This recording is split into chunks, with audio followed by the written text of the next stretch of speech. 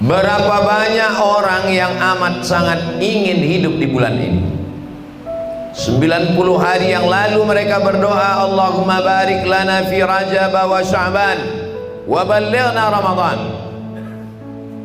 Tapi mereka tak sampai di bulan ini. Ada yang lebih cepat dari keinginan, yaitu ajal yang sudah ditetapkan Allah Subhanahu wa taala.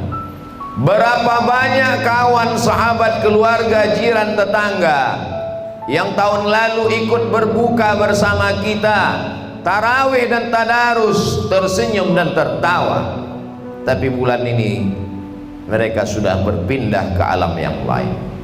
Lalu kenapa kita masih hidup? Kalau dikatakan kita hidup karena rajin olahraga, berapa banyak orang selesai jogging meninggal dunia? Kalau dikatakan hidup itu karena rajin menjaga 4 sehat 5 sempurna, berapa banyak bapak ibu dokter yang sangat teliti menjaga kesehatannya meninggal lebih dulu dari kita. Lalu kenapa kita masih hidup? Apa yang membuat kita hidup? Jawabannya ada dalam surat Al-Mulk yang disuruh dibaca sebelum tidur malam, 30 ayat menjaga selamat dari azab kubur. Jawabannya adalah Allazi khalaqal mauta, Allah yang menciptakan mati, wal hayata, Allah yang menciptakan hidup, liyabluwakum ayyukum ahsanu amala, untuk menguji siapa yang paling baik amalnya. Yang paling mulia di antara kita bukan yang paling banyak ilmunya, yang paling mulia bukan yang paling tinggi jabatannya, yang paling mulia bukan yang paling banyak hartanya, tapi yang paling ayyukum ahsanu amala, yang paling baik amalnya. Innal insana lafi khusr, semua manusia ini rugi. Yang kaya rugi, yang miskin rugi, yang punya kekuasaan rugi, rakyat jelata makin rugi. Yang beruntung siapa? Illalladzina amanu, orang yang percaya la ilaha illallah Muhammadur Rasulullah. Cukupkah hanya iman saja? Wa amilus salihat, dia tidak hanya sekedar beriman, tapi dia beramal saleh. Dan orang itu tidak egois, dia tidak berpikir yang penting aku sudah selamat, yang penting saya sudah beramal.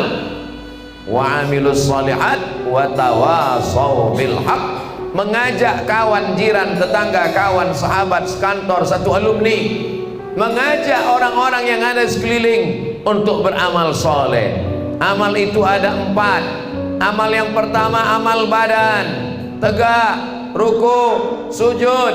Itulah dia amal-amal kita dalam tarawih. Selesai tarawih, witir, selesai witir, tadarus, baca Quran.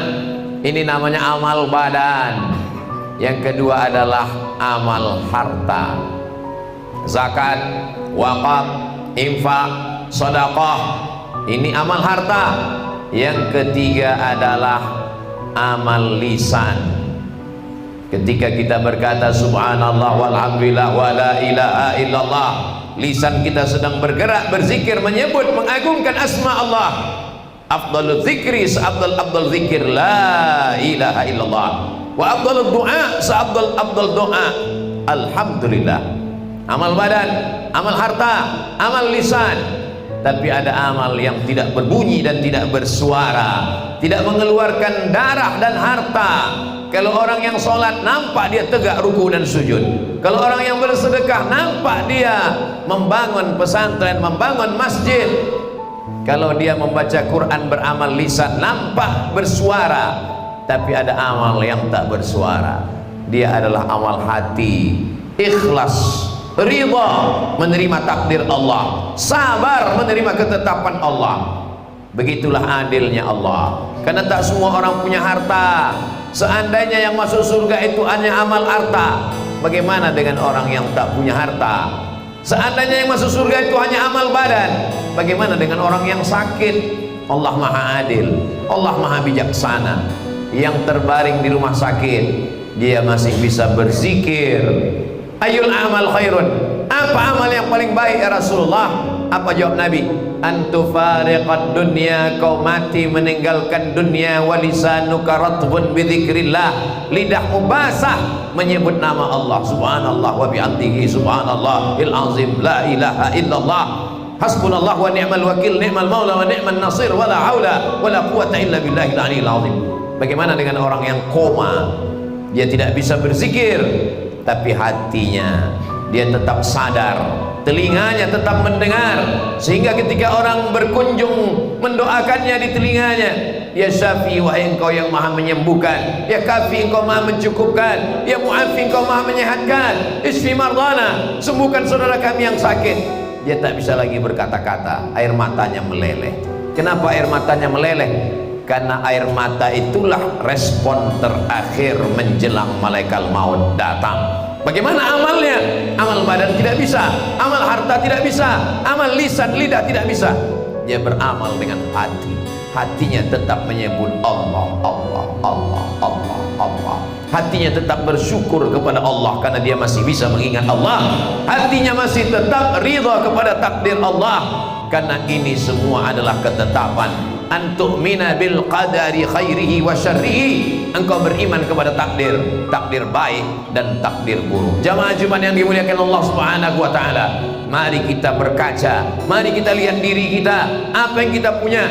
Kita masih punya badan, masih ada kesempatan malam 24, 25, 26, 27 beriktikaf, ramaikan masjid, masuk masjid, sholat sunat tahiyatul masjid, sholat sunat taubat, sholat sunat hajat. Kalau kebetulan pagi sholat sunat isyraq dan duha, kalau kebetulan malam sholat sunat tarawih, sholat sunat witir, sholat sunat tahajud. Seandainya tidak terikat dengan apapun, masih ada sholat sunat mutlak 2 rakaat. Selesai sholat sunat, duduklah membaca Al-Quran. Sudah rasa-rasa cukup baca Quran, duduklah mengagungkan Allah Subhanahu wa ta'ala dalam zikir. Berapa jumlah zikirnya? 100, 1000. Ya ayyuhalladzina amanu, hai orang beriman, uzkurullah, berzikirlah menyebut Allah, zikran katsira, zikir sebanyak-banyaknya.